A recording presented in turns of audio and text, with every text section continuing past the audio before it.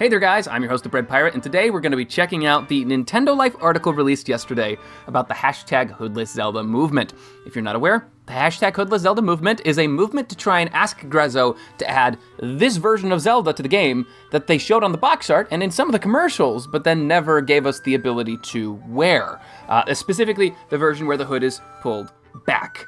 And we sent a press release out to Nintendo Life, and Nintendo Life actually covered it, so let's see how they did. The author of the article is a guy named Ollie Reynolds, and he's very witty, so you're gonna enjoy this. At the beginning, the title says, Random Zelda Echoes of Wisdom fans are in an uproar over a missing outfit. That's a bit intense, Ollie, but it's okay. I know you're trying to get clicks. It's fine. Let's read the article itself. One of the most delightful features in The Legend of Zelda Echoes of Wisdom is undoubtedly the ability to change Zelda's outfits throughout your journey across Hyrule. You can pop on a proper regal attire more fitting for a princess, or you can go a bit wild and quite literally dress up Zelda to look like a cat. But regardless of your choice, it makes for much more quirky experience, and we're completely on board with that. There's a typo there. There's supposed to be an A in that sentence. It turns out, however, that there are some loyal fans who aren't best pleased with the fact that the game is supposedly missing one key outfit: Hoodless Zelda. As you can see in the above video, Zelda's default disguise when roaming about Hyrule comes with a hood, allowing her to hoodwink locals into believing she's merely a wandering stranger. Kind of like Clark Kent's spectacles, we suppose. I love that comparison, that's really clever. There comes a point in the game where Zelda lowers her hood, and while you can play as her in this way for a couple of minutes, this variation of the disguise is never available to the player again.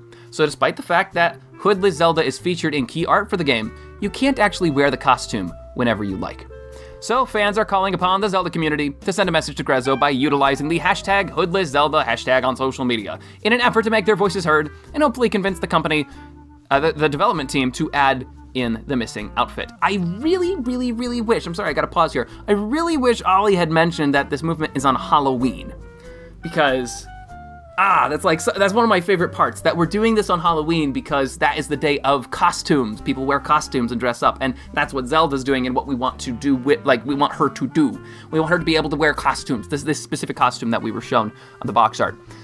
But, oh well, I guess it's just a little bit more work for me to do. Gotta make sure everybody knows. Halloween Day, October 31st.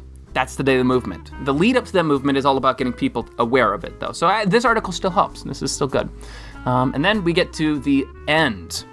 And this is kind of controversial. There's some people in the community, the Hoodless Zelda community, think this is controversial, but I'm gonna debunk that in a second. It goes like this. Now, if it were up to us, we'd probably prioritize more pressing matters, such as the game's choppy frame rate and convoluted echoes menus. But we applaud the effort and the enthusiasm nonetheless. Now, some people in the movement have thought of this as being a belittling statement. This is not the truth. This couldn't be further from the truth. For example, he does end with how he applauds the effort and enthusiasm. So he's positive about it. He ends on a positive note. But more importantly, the reason that this is at the end is because Ollie needs to get clicks on the website, and at the end of articles, or really anywhere throughout the articles, they're always looking for excuses to have links to other parts of the website. That is the whole thing that Ollie is trying to do. Ollie is not trying to belittle the movement. Ollie's just trying to make sure there's clicks on the website, and this was the best place that he could shoehorn it in, so totally understandable. But let's say for a second that this is a pressing issue. Let's say that somebody actually was complaining about the movement because they thought, hey, why aren't we complaining about the choppy frame rate or convoluted echoes menus? Well, first off, we're trying not to complain, we're trying to be positive. Second thing, these are really big things that would have to be fixed for this to happen. The choppy frame rate, for example, you'd basically need a new console to fix that, because it's made by Grezzo with the help of Nintendo. They already have optimized this game as much as possible. So saying, hey, Grezzo, could you fix the whole lag thing? Just fix it. Just fix it. It'd be like, what? Come on. They can't fix it. They're working with the Switch. It's a toaster. It's a portable toaster with a screen on it. It's not powerful enough to run this game better than it already does. So the choppy frame rate, not really fixable. And secondly, the echoes menus. Yeah, it'd be great if we could fix the echo menus. Well, there's also a ginormous request, which they're not gonna do after they finish the game. Listen, I get it. It would be nice to have that, but that's not what we're here for. The reason we're doing the Hoodless Zelda movement and not the fix the menu movement is because it's a reasonable, small request. That is why we are focusing on that. So obviously, Ollie was not trying to make a serious argument here, and I respect how he's trying to get more clicks on the website by putting links there. So I'm not mad. I love this article. I think it's fantastic, and if Ollie ever watches this, I'd like to thank him personally right now for making it, because it was fantastic. I loved reading this. Unfortunately, the comment section was not so happy. The comment section is kind of toxic this time around. There's a few people who are more reasonable. Johnny Mind, for example, says, would be cool to have Hoodless Zelda as an option, and there's nothing wrong in politely suggesting it. But it's such a minor detail that I hope nobody is genuinely upset about it. And if they are, then they really should reconsider their priorities.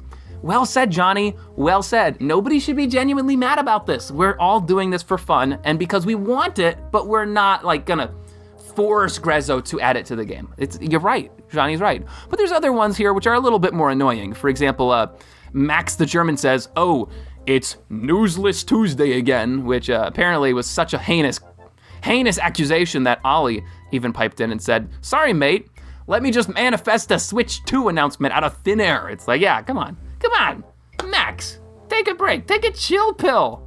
You know, we don't have anything to talk about. Ogbert is also completely out of line. Ogbert says, just leave the devs alone because it's not important, or send them a nice message about how great the game is and how much fun you've had with it. I don't know, I'm just thinking maybe we take a less of the entitled approach and a more friendly and supportive approach to this and everything. Ogbert clearly did not watch the video that's at the top of the article. Otherwise, he wouldn't be saying that, because we already say that in the video.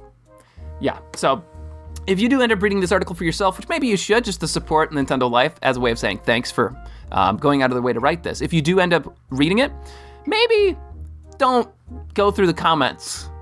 It's kind of sad. Sad for humanity.